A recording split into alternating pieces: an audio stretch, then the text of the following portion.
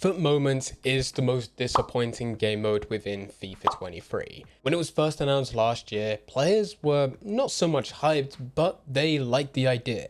The idea of having limited time, but still wanting to play FIFA and jumping into a FUT Moments challenge where you can complete a simple task, get FUT stars for it, and then use those FUT stars to claim rewards. But unfortunately, it was a massive disappointment, and according to leaks, there's already some massive changes planned within EA Sports FC. But before we do talk about absolutely everything, if you are looking to take advantage of FIFA 23 whilst the player prices are cheap, then there is no better place than SkyCoach. SkyCoach offers cheap, fast and reliable FIFA 23 coins so that you spend less time grinding and more time having fun, whether that be a massive pack opening or buying the players that you want to play with. There is a link in the description down below, and if you use Fnatic at checkout, you'll also get yourself a 10% discount. Nice. FUT Moments. This was actually a game mode that I was somewhat excited for. I knew time on my side was getting quite limited, and the ability to jump into a FUT Moments game mode in order just to complete a few short challenges, get stars and then claim rewards was appealing to me. And on release of FIFA 23, I did spend a bit of time grinding, even did some tutorials showing exactly how I was grinding this game mode. But the thing is, it wasn't worth it, because the idea in which was originally advertised never really came through. And it really came down to three main problems. Firstly, it wasn't all just about playing through these short games, because in a lot of cases, it was still way too long. The original advertisement was that you would complete set pieces or just small clips of games, recreating some of the most historic goals within football. And yes, there were some challenges which were set on completing set pieces or recreating a historic goal, but a lot of them were way too long.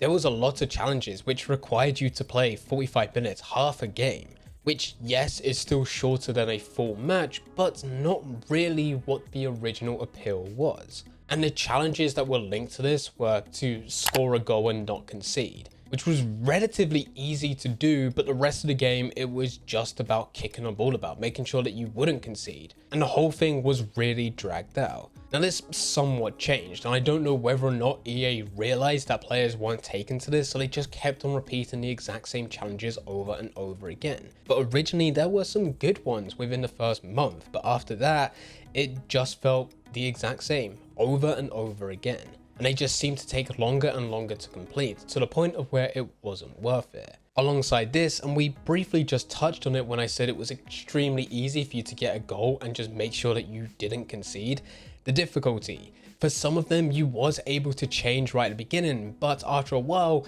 EA did not include a difficulty option. You would always have to play at the lowest difficulty, which really isn't worth it. The original difficulty increase would also increase how many FUT stars you were able to receive after completing the challenge. The higher the difficulty, the more FUT stars. And during that time, you was able to rack up these FUT stars to get some great rewards. But the second that EA removed the change of difficulty option did also mean that things went a lot slower. You were no longer able to get 2, 3, 4, 5 FUT stars within a single challenge, but you was only able to get 1. And with these also taking a lot longer to complete, which was our previous point, it meant that now you had to spend twice as much time to get a fraction of what you was able to do before. And to make all of this worse was that the reward system wasn't that great. Now, of course, yes, you are playing against AI. You're not coming up against other players. And that does mean that in itself, the rewards can't be too amazing, because then everyone would go to this game mode and no one would do anything else. But the reward structure that was in place, you always had your gold packs, which would always be available, but then you also had your seasonal rewards. Now the seasonal rewards, most of them were not worth it. You would be getting contract packs, loan packs, starter packs, nothing which anyone would really be going for, even if you was brand new to FIFA.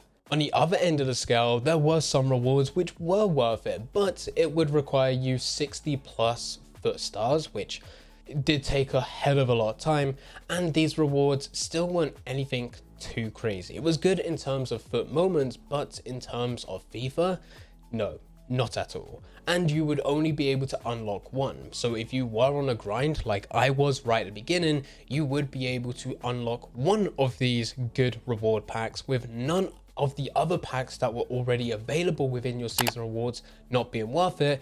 So the only efficient way in which you can spend those FUT stars is if you waited until the next season, which could be 5 or 6 weeks away. And with all of these problems, it does appear that EA noticed, because according to leaks, a lot of this is changing.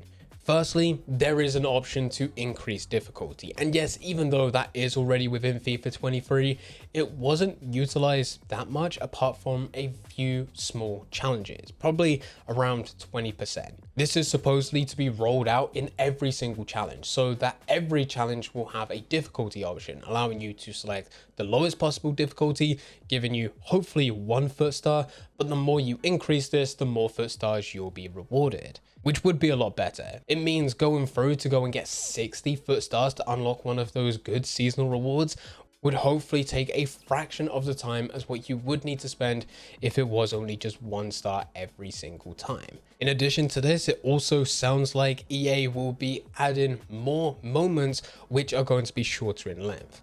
No more will there be game modes which require you to play until the end of the match, starting at half time. Instead, it would be quick 1 minute, 2 minute examples of gameplay, completing set pieces, completing very specific segments of the game with a timer in the corner. And if you're unable to achieve that, then you will be reset right at the beginning, or ultimately you can just quit. But a real big change with this is apparently with this game mode, there will also include a co-op option so that you would be able to go and play with friends. This would definitely be a lot better in terms of what we currently have. Having the option to play FUT moments by yourself and just continuously grind with the changes that we just talked about, or being able to play with a friend and do the exact same thing, with both players being rewarded FUT stars in equal amounts. If the difficulty is set to the max and for you to complete that, you get 5 FUT stars, that should be you as well as the person that you're playing with, your friend, also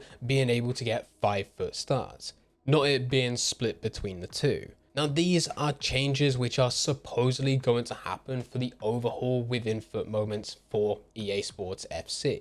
But I'm also hoping that EA changes up the reward system, because there is no point in going through the whole of FUT moments to build up these FUT stars only to be getting contract packs. In terms of FUT moments, I think that they should remove the seasonal rewards as a whole. Treat it just like a normal pack system. Have your gold packs available, which will always be there, and then have promo packs, which are based on FUT stars rather than coins and FIFA points. But also, change up the rewards. It doesn't always need to be a pack system. There could very easily be a coin boost option where you can go and spend 20 FUT stars and you get 10 games worth 1,000 coins each. That would be better than what was already on offer for most of FIFA 23. And likewise, being able to get certain types of players, not just lone players, which has been the majority of what FUT moments had to offer. And to be honest, those are still needed because in a lot of cases, there were moments which required you to have that certain player, such as Mbappe, for example, right at the beginning of the year. So you would need to claim Mbappe in order for you to complete those challenges, unless you went out and bought it. But at that point, he was worth about 1.8 million coins, which, yeah, really just goes to show how tricky that would have been for most players. So yes, still offer lone players, but offer players just as untradables. I'm sure many more people would have tried to go through this game mode if they actually looked at the seasonal rewards and saw that there was something of value, or at least more than just the one pack that EA was offering. Now, with the changes that we mentioned, I still don't think that this is going to be the best game mode ever. I think there's definitely opportunities and potential for it to be entertaining, but certainly not the best game mode ever. But it doesn't need to be. This is just an extra thing on top of everything else, another option that players would have. And with these changes, it would definitely be a lot better than what we currently have within FIFA 23. But let us know all of your thoughts in the comment section down below.